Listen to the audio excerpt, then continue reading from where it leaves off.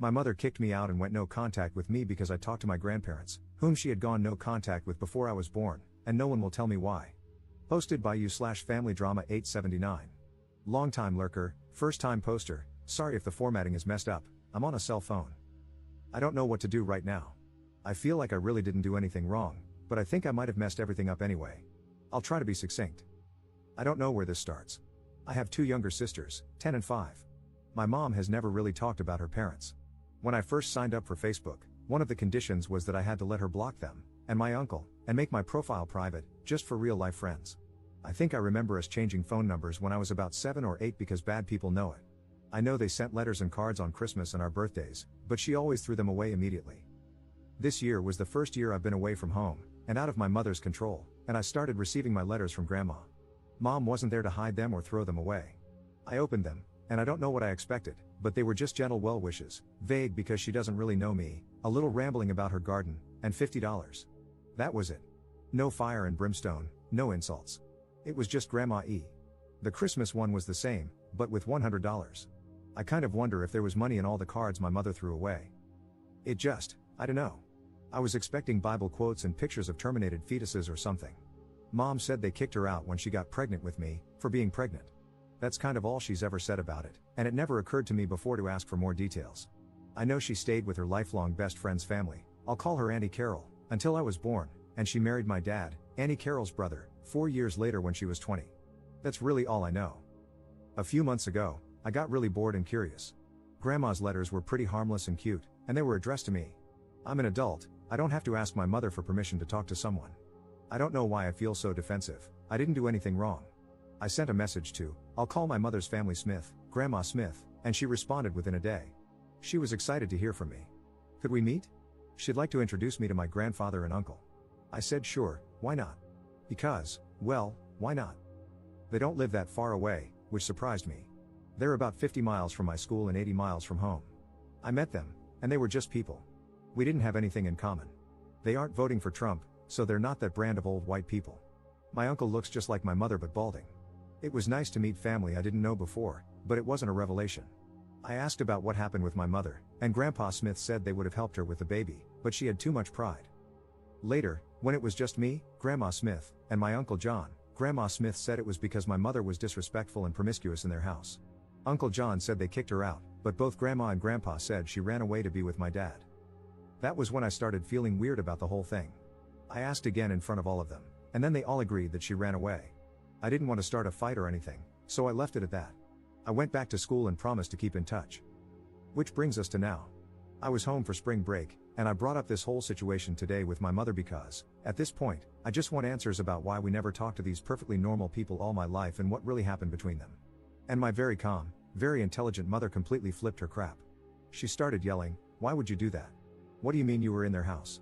My youngest sister started crying because of all the shouting, and my dad took them upstairs. My mom calmed down a bit and started trying to make me promise never to talk to them again. I wouldn't, because she still won't say what happened, if anything. She said that I had to go, and if I wouldn't cut all contact with them, then I'd never talk to her or my sisters again. I stood my ground because I'm not going to excommunicate someone without knowing why.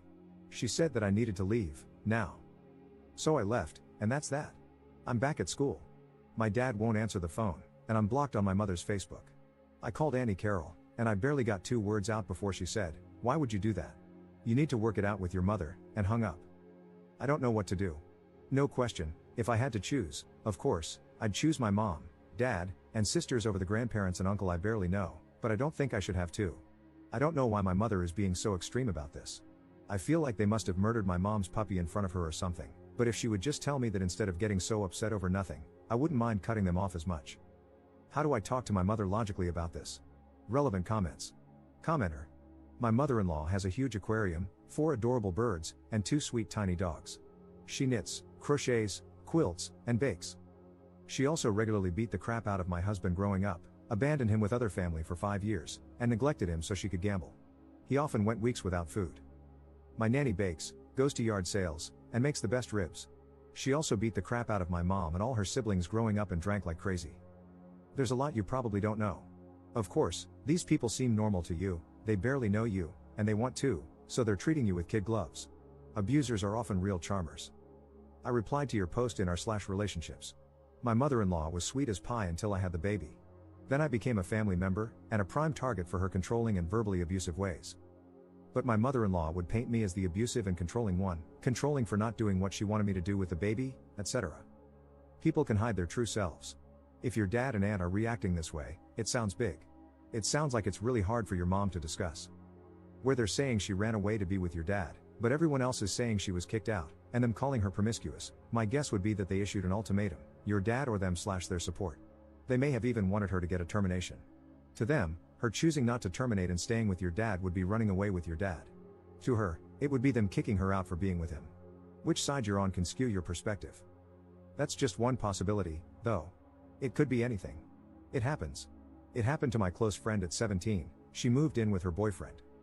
I feel like you potentially approached this the wrong way, maybe a bit confrontational? Why aren't these completely normal people in my life? Would put her on the defensive quickly. You should have approached her with the letters and explained that you're an adult now and would like to know why you're not permitted to talk to these people. Going there without telling her was, to her, an immense betrayal, and in her mind, if she was abused, incredibly dangerous. Ops response. The way they said it was like she was an uncontrollable wild child, and they would have helped if she had just let them. I just thought she was young. But that's not my mother. That's not my mother at all. There isn't a wild bone in her body. There are charts upon charts and appointments on calendars for everyone, and she knows my schedule better than I do. Sometimes I call her, and she doesn't even bother with hello, she just skips right to the answer to whatever question I have because I swear she's psychic. I love my mother, and I don't want to hurt her. You're right, I did come at it abruptly, like it was a little problem that she was making up. I think I did scare her. I didn't mean to. I'm going to go over there later today and try again, more carefully and maturely. Update 2 days later. I don't really want to talk about this, but sitting here obsessing over it isn't helping anything, and I did promise to update. I don't know if there's a rule about it, but trigger warning for incest and grape. So, my mother came by today. I was going to go home and try to talk to her, but she beat me to it. She wasn't upset anymore. She was just really tired and sad. Before anything else, I know a lot of people guessed yesterday about what happened, but if everyone could just not say I told you so, I'd really appreciate it. I apologized as much as I could. I told her about the letters, how they just seem so normal, and I asked why she always throws them away unopened if there might be money in them. She told me they put money in them so that she'll open them, and she said, I know they look harmless, but they're in a secret code that they know only I'd understand. They're upsetting and tiring and pointless, and that's why I just throw them away. She looked at the Christmas card and told me that it used to be her job to tend to the garden because it was supposed to teach her patience and discipline. She said she had to tend it every day, no matter the weather. That her mother mentions the garden in a letter to me as a dig at her parenting, saying that I'm undisciplined and that it's her fault, and that the fact her mother tends it now means she shouldn't have had to and that my mom is a bad daughter for not doing it for her. She says all the letters are like that. She said that when she was a kid, they told her she was worthless and a burden and had to earn her keep. She said that both her father and brother used to do whatever they wanted to her, and I didn't ask for more details, but she said that when she got pregnant, her mother said they weren't going to pay for a baby. She had ignored it for too long to get an inexpensive termination, and her mother called her a WHRE and the baby an abomination, then kicked her out with $10 for the bus and an extra pair of shoes. She went to my dad and Auntie Carol's house and told them what happened, and my dad asked to be on the birth certificate right away. He said she was his best friend and that he'd be honored to be my father. She said she couldn't believe my grandparents would just take her in like that, with no questions asked, with a baby on the way, and not ask for anything in return. She said she'd planned to off herself but couldn't do it anymore because it might have made my dad's family sad. She said her family always told her she was worthless and stupid, and she decided to devote her life to proving them wrong. She says that good people do exist in the world, but if you want there to be more of them, then you have to be one too. She says she's always loved me, but she never knew what to say. So, that's what happened with my mom and her family.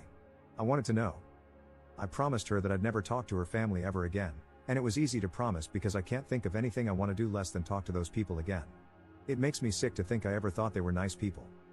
She said she was sorry about the other day, but she panicked and overcorrected.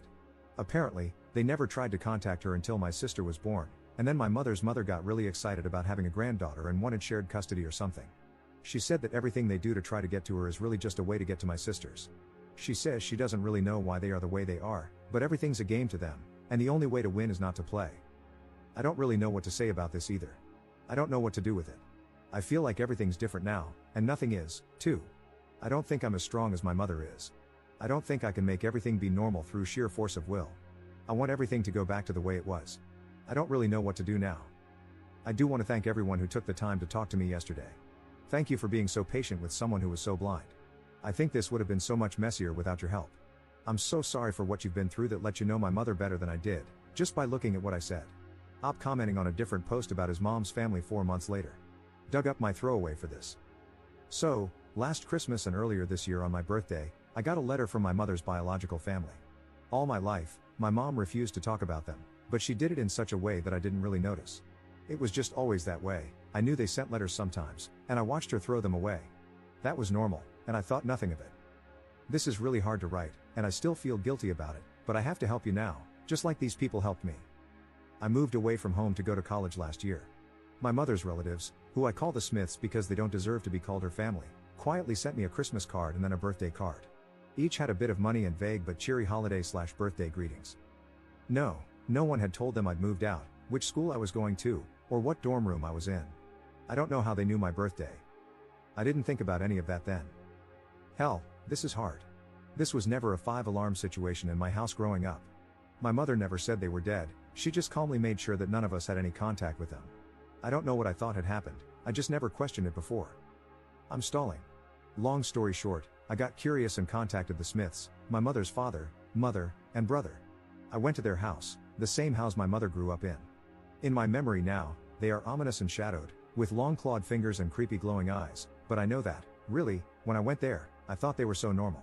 And, this is funny, I got this sense of righteous superiority over my mother because I could just tell that they were ordinary people she had condemned for some petty reason. They were into sci-fi books, gardening, and telling mildly confusing stories about my mother. Oh, doesn't that just crack me up now?